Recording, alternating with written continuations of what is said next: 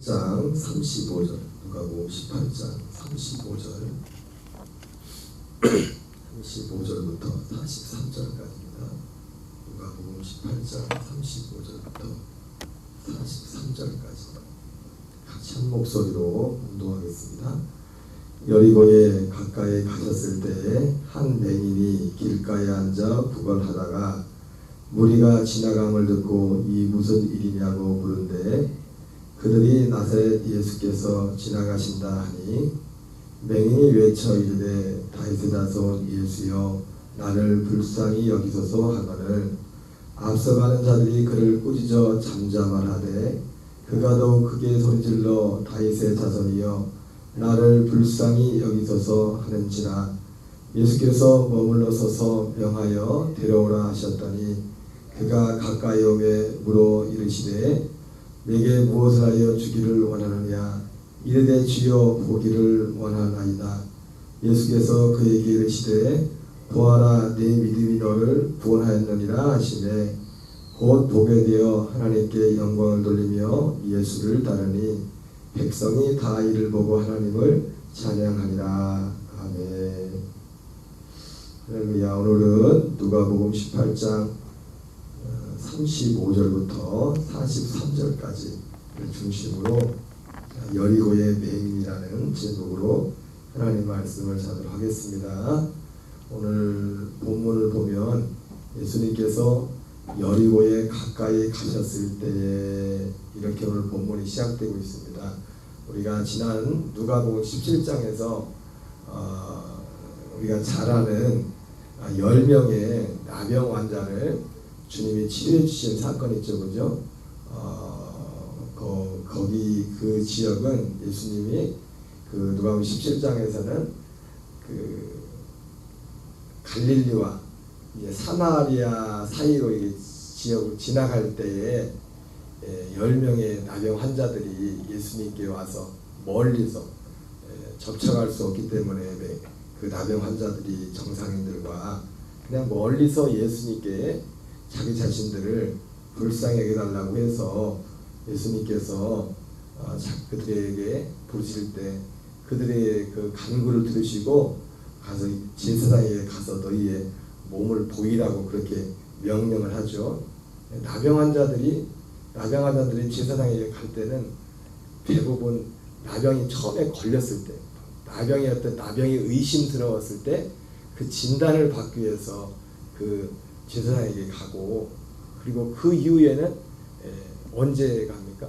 병이 나섰을 것 같을 때 다시 완치 판정을 받기 위해서 제사장을 만나러 가죠. 그래서 그들이 이 나병에 걸렸을 때 그들을 향해서 예수님이 제사장에게 가서 너희의 몸을 보이라고 했을 때는 이제는 그들이 병이 치료받은 것을 전제로 이제 그들이 제사장을 찾아가는 거죠. 몸은 여전히 나병으로 여전히 이제 증세가 그대로 있는데 이제 그들이 10명의 한결같이 예수님의 말씀을 듣고서 이제 제사장을 찾아가서 만나러 가는 도중에 치료를 받는 그런 사건이 누가복음 17장에 기록되어 있습니다. 거기 보면 그 예수님께서 앞서 말씀드린 것처럼 갈릴리와 사마리아 지역 사이를 바로 사마리아하고 바로 위가 이제 갈릴리죠. 그래서 그것을 보면 예수님이 특별히 이제 예루살렘을 향하여 가더니 예루살렘으로 향하여 가던 그런 과정 가운데 갈릴리와 사마리아 지역 그 사이를 지나가게 되었다.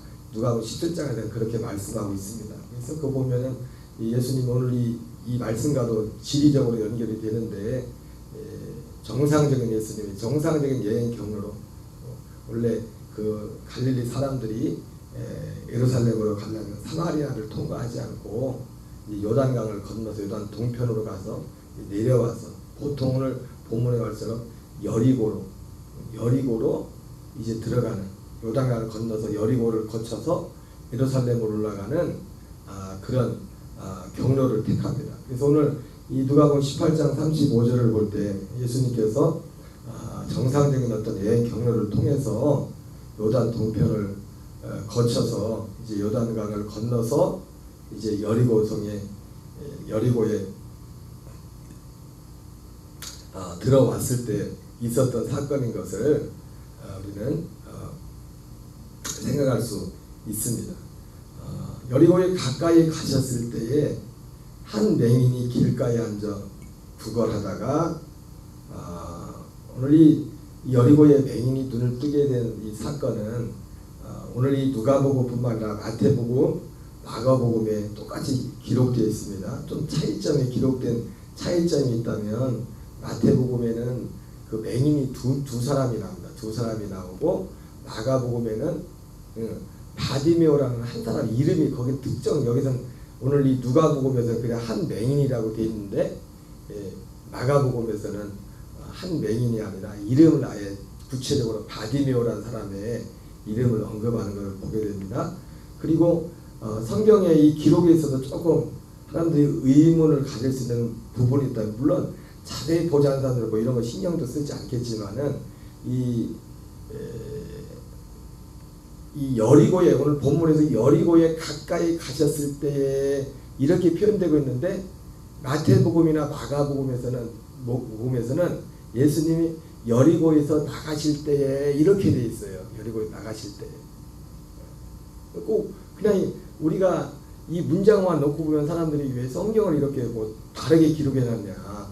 마태 마가복음에서는 여리고에서 나가실 때 이렇게 기록해놓고 누가복음에서는 여리고에 가까이 가셨을 때 이렇게 기록해놨냐. 이렇게 왜 성경을 다르게 기록했냐 이렇게 말하겠지만 다른 것이 아니라 표현을 다르게 하는 표현을 특별히 우리가 여기에 대해서 선 이해가 필요한 게 뭐냐면 여리고는 구약시대 여리고하고 신약시대 여리고가 있습니다. 구약시대 여리고와 신약시대 여리고, 우리가 보통 성지순례 가면은 가는 곳도 보면은 거기 뭐 여리고성 무너진 터도 있고 하지만은 주로 이제 그쪽으로 이렇게 가지만은 불과 얼마 안 되는 짧은 아주 거리, 여기서 도도까지 정도 거리도 안 되는 짧은 그 공간 안에 구약의 여리고와 신약의 여리고가 있습니다. 이 여리고라는 도시 자체가 워낙 세계 역사 가운데 사실 제일 오래된 고대 도시 가운데 대표적인 도시가 여리고입니다. 제일 오래된. 그래서 구약의 여리고와 신약의 여리고가 있습니다. 그래서 이 말씀도 보면은 여리고에 가까이 가셨을 때 이 표현은 뭐냐면, 그러니까 마태 마가복음에서는 여리고에서 떠나갈 때 이렇게 기록됐고, 떠나서 갈 때 이렇게 되어 있고, 이 누가복음에서 가까이 갈 때 이런 건 뭐냐면 우리가 상상을 하는 게 뭡니까? 예를 들어 한 구약의 여리고에서 떠나서 지금 신약의, 예를 들자면 신약의 여리고로 가는 거예요. 신약의 여리고. 그러니까 똑같은 하나의 동작인데 출발점을 기점으로 하느냐 도착지를 기점으로 따라서 문장이 달라지는 겁니다. 그러니까 여기 누가복음 18장 35절은 여리고에 가까이 가셨을 때 이거는 도착지인, 거기가 신약의 여리고가 됐던 구약의 여리고가 됐던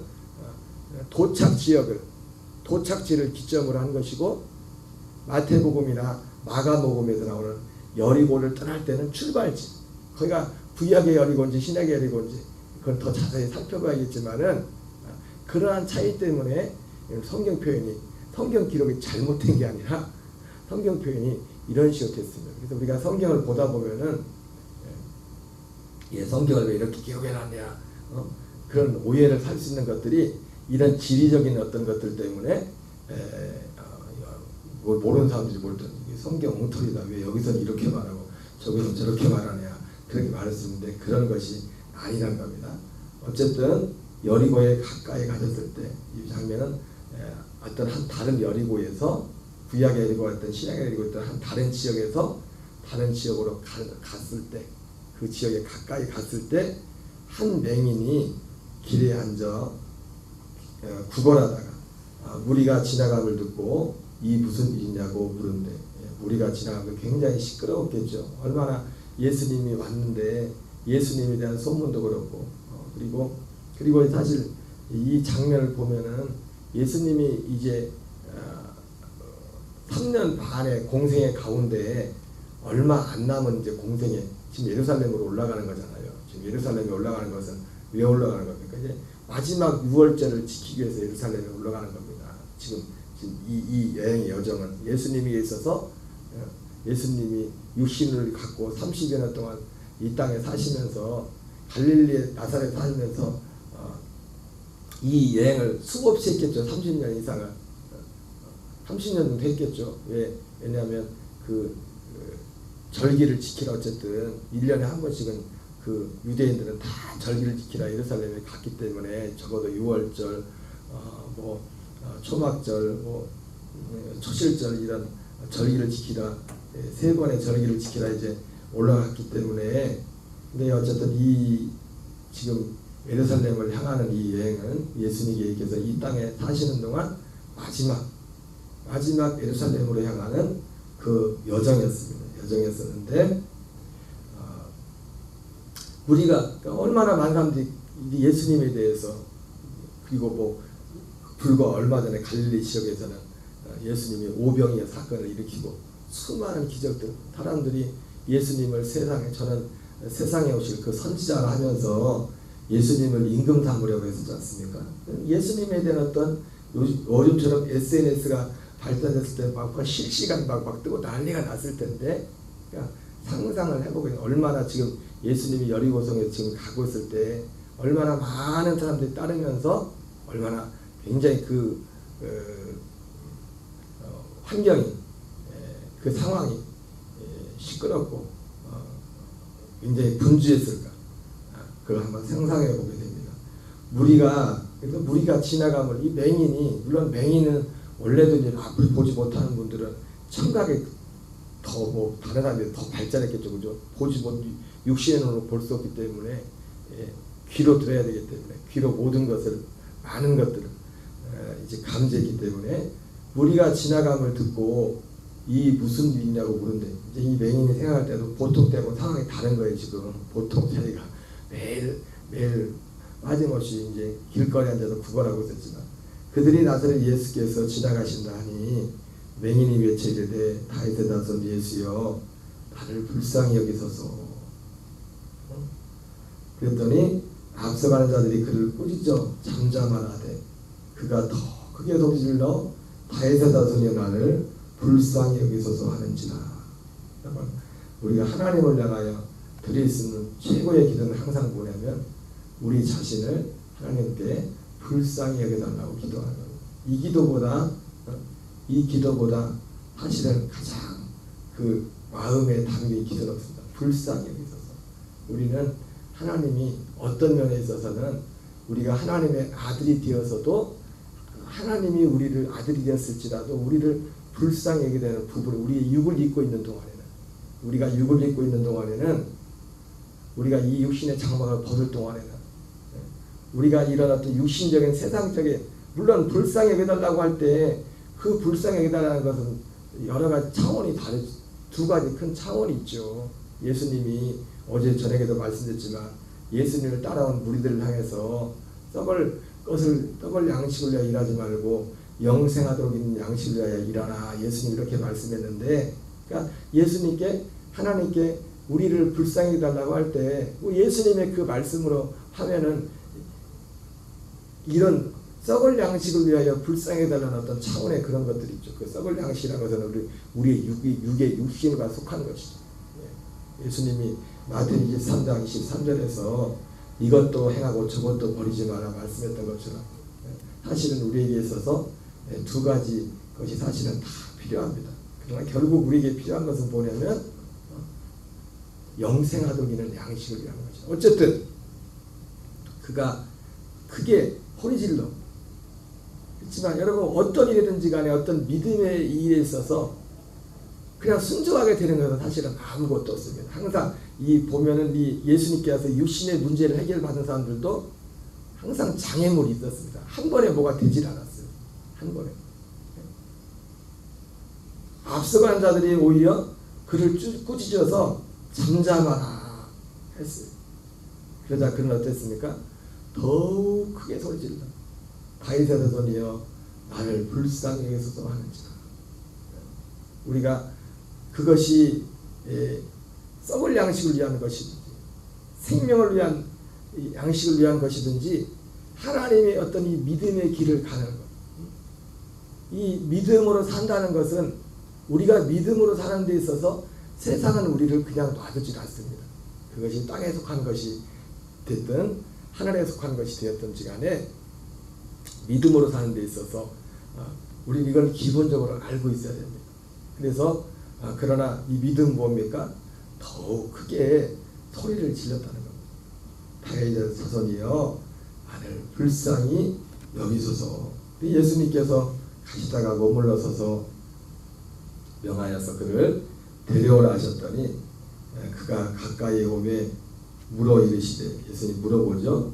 내게 무엇을 하여 주기를 원하느냐. 뭐 예수님 뭐 몰라서 물으시냐, 몰라서 묻는 것도 아니라 다시 확인하는 겁니다. 모르겠어요. 제가 예전에 말씀하면서 종종 이런 말을 많이 했었는데, 여러분 어떤 사람이 어떤 문제가 있어, 그것이 어떤 문제가 안 되는 어떤 자기에게 핸디캡의 어떤 문제들이 있을 때 그것을 가지고 하나님 앞에 기도를 한다고 합시다. 기도를 하면 예를 들어서 기도할 때 뭐 아직 기도를 하고 있는데 그 문제가 아직 해결이 안 됐어.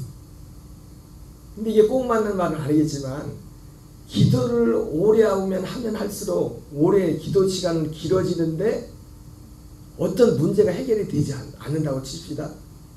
그러면은 그 문제 해결에 대한 믿음이 더 커질까요? 작아질까요? 커질 수 있겠지만은, 커지는 것은 하나님이 내게 어떤 감동과 감화를 주면 커지겠지만, 그렇지 않은 상황에서는 어떤 면에서 인간적인 면에서 믿음이 더 작아질 수 있어요. 왜? 그렇게 바라고 하는데 시간이 갈수록 처음에 기도할 때는 막 믿음으로 막 예수님 하는데 이 기도응답이 안 돼. 갈수록 시간이 지날수록 기도응답은 지금 아직 오지 않고 있어. 그럼 사람의 마음속에는 믿음보다도 오히려 어떤 더 절망이 그 속에 더 자리 잡을 가능성도 많이 있습니다. 예수님께서 오늘 맹인이 예수님께서 몰라서 물어봤겠습니까? 몰라서 내가 내게 무엇을 해주기 원하느냐? 내가 너에게 무엇을 하여 주기를 원하느냐? 우리가 때때로 어떤 사람들과 대화를 하고 하다 보면 어떤 문제 가운데 있는 분들이, 그래서 예수님 그냥 그냥 듣기 좋으라고 어떤 걸 얘기해 주는 게 아니라 어떤 문제가 막 굉장히 고착화되고 이렇게 됐을 때는 우리는 그 어떤 문제를 빠진 사람들에 대해서 우리가 그냥 지나가는 말로 그를 위로하는 차원으로 그렇게 말할 수도 있어요. 왜냐하면 그게 너무 오래됐기 때문에 말은 하지만은 뭐 그런 일이 일어나겠는가. 이게 너무 오래돼가지고 예수님이라고 이렇게 할 수 있겠는가. 그래서 이 예수님께서 맹인에게 물어본 것도, 예수님이 맹인인 걸 모르겠습니까? 맹인인 걸 모르겠어요, 이 사람이. 그러나 예수님이 그렇게 물어보는 것은 내게 무엇을 하여 주기를 원하느냐, 이렇게 물어본 것은 아마도 그 사람의 심리 상태, 그렇게 부르짖고 고쳐달라고 하고 있지만은 한 구석에서는 이게 과연 낫을 수 있을까? 이게 과연 낫을 수 있을까? 저도 뭐 많은 것은 안 했지만 가끔씩 예전에 교인들에서 환자들이 기도해 줬을 때 내가 기도해 주고 나서도 낫은 걸 보고도 믿기지가 않아요. 어떻게 저런 일이 일어났을까? 기도해 주고 나서, 이게 사람의 이성이라는 것은, 왜 하나님의 능력이라는 것이 우리의 어떤 우리의 합리적인 이런 거 가지고는 도저히 이게 이해가 되지 않은 거지 않습니까? 오늘 예수님이 고쳐줄 거라고 예수님이 믿음을 가지고 왔음에도 불구하고 하나님의 어떤 한편 구석에는 우리는 이것을 뛰어넘어야 됩니다. 아까 말씀드린 것처럼 누군가의 문제를 위해서 어떤 장애물 당하고 얘기를 위해서 우리가 그렇게 되면 말할 때에도 당장 우리는 지나가는 말로 그를 위로하면서도 우리는 그냥 우리 마음속에 우리 스스로 그냥 그렇게 생각할 때가 있습니다. 이렇게 위로하면서도 그냥 위로하는 거지, 속으로 위로하면서도 마음에 그냥 안 됐다 뭐 그런 차원이지, 저게 뭐 해결이 되겠나? 말은 않지만 마음속에 어떤 그런 마음들이 또 자리 잡고 있었어요. 그렇기 때문에 우리에게 또 필요한 게 뭐냐면, 그런 어떤 문제들 가운데서도 거기에 우리의 의뢰하는 말이 아니라, 응? 누군가에게 말할 때 의뢰하는 말이 아니라 우리의 믿음을 실어서 말을 해요. 우리의 믿음을 실어서. 그 믿음을 실는다는 것이 뭐 굉장한 게 아닙니다. 우리의 생각입니다. 생각. 그 순간 누군가에게 말을 할 때 그 사람에 대해, 그 사람이 당하고 어떤 곤경이나 문제들에 대해서 그냥 괜찮을 거예요. 그냥 단순한 위로 차원이 아니라, 지금까지 막 일을 했지만은, 지금까지 긴 시간 동안 일을 했지만은, 그러나 오늘 성경에 나오는 것처럼 오랜 시간은 그랬지만은 지금이라도 주님이 하시면 이 문제를 해결할 수 있을 것이라는 그런 믿음을 가지고, 그 믿음을 실어서 한마디를 던지더라도 우리가 그렇게 말을 할 수 있는 그런 우리의 지각이 우리에게 필요함을 믿습니다. 어쨌든 예수님께서 내게 무엇을 하여 주기를 원하냐 했더니 주여 보기를 원하나이다. 예수님이 이르되 보라 내 믿음이 너를 구원하였느니라, 이렇게 말씀하고 있습니다. 오늘 말씀을 통해서 두 가지 교훈을 얻습니다. 하나는 아까 말씀드린 것처럼 마태복음 23절에 예수님이 이것도 행하고 저것도 버리지 말라 말씀하셨던 그 예수님의 교훈처럼, 우리가 사실은 가는 길은 뭡니까? 우리의 믿음의 길은 생명의 구원을 이루어가는 겁니다. 그리스도 안에서, 우리 안에서 그리스도의 장성한 믿음의 분량에 이르는 일을 해나가는 겁니다. 그렇다고 해서 우리의 어떤 육신적인 것들을 무시하는 게 아니에요. 사도 바울도 보니까 그의 사역 가운데서 빌립보 교회 자기에게 정말 충성된 그 동역자가 죽을 병에 걸려서 굉장히 중한 병에 걸렸다고요. 그때 사도 바울이 그를 위해서 정말 간절하게 기도하는 그 장면이 거기에 나오죠. 그죠? 왜? 예수님이 우리의 육신적인 것도 중요한 이유는 뭐냐면, 우리의 육을 입고 있는 우리에게 있어서 우리가 해나가는 이 생명 구원이 소중하기 때문에, 그런 차원에서 오히려 그런 면에서 그렇고 우리의 육신의 일들 또한 무시될 것이 결코 아닙니다. 이것도 해야 하고 저것도 버리지 말라. 그럼에도 불구하고 두 번째는 뭡니까? 우리가 가야 될 믿음의 길은 오직 하나입니다. 결국 하나님이 하신 일은 어제 말씀드린 것처럼 우리 안에서 그 생명 구원을 이루어가는 겁니다. 자든지 깨든지 어떤 상황에서도 아버지와 하나 되어서, 그리스도와 하나 되어서 살아가는 이 일을 위해서 우리는 오늘 육신의 질병을 때문에도 얼마나 이거보다 더 큰 간절함으로 주님 앞에 나가야 돼요. 저희가 88년도에 예수님을 믿게 되었는데, 저희 어머님이 제가 주일날 받았지만 무당 찾으러 나갔다가 이제 거기 갔댔잖아요. 뭐 예수님이 누군지 알기 뭡니까? 제대로 알지도 모르죠. 얼마나 아셨겠어요, 지식적으로. 근데 딸을 고쳐보겠다고 보니까, 들어보니까 또 태어나서 뭐 믿음이란, 그런 믿음이란 게 없었으니까, 기껏해야 지금도 기억나는 게, 예전에 저 어릴 때 옛날에 어머니 다 그랬던 것처럼 보름, 대보름이라 이런 때 물 떠다가 이렇게 놓고서 막 피는 뭐 그런 건 하셨지. 나중에 보니까 뭐 금식도 하고, 원장님이 딸내 금식하라면 금식도 하시고,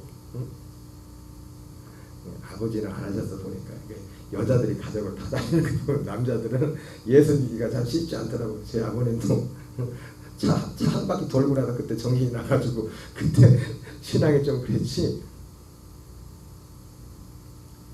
그 간절함,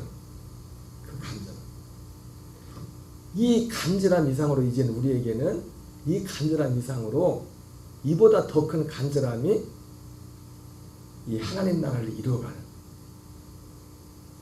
거기에 있어야 돼요. 그러면 그런 사람들에게는 어떤 일이 일어납니까? 요한 3서 2절 말씀처럼 내 혼이 잘된 같이 범사가 잘되고 강건하기를 원하노라 말했던 것처럼, 우리의 육에 속한 것들은 오히려 우리가 그렇게 이렇게 애타게 구하지 않을지라도 하나님이 범사가 잘되고 강건하게 하는 그런 일을 더하신다고 말씀하고 있습니다. 오늘 이 한날도 이 믿음 안에서 승리하는, 오늘도 오직 믿음만을 선포하는 저와 여러분 되시기를 주의 이름으로 축원합니다. 우리 주기도문으로 마치겠습니다. 하늘에 계신 우리 아버지여, 이름이 거룩히 여김을 받으시오며 나라 임하옵시며 뜻이 하늘에서 이루어지는 것 같이 땅에서 이루어지이다. 오늘날 우리에게 일용할 양식을 주옵시고 우리가 우리에게 죄 지은 자를 사하여 주는 같이 우리의 죄를 사하여 주옵시고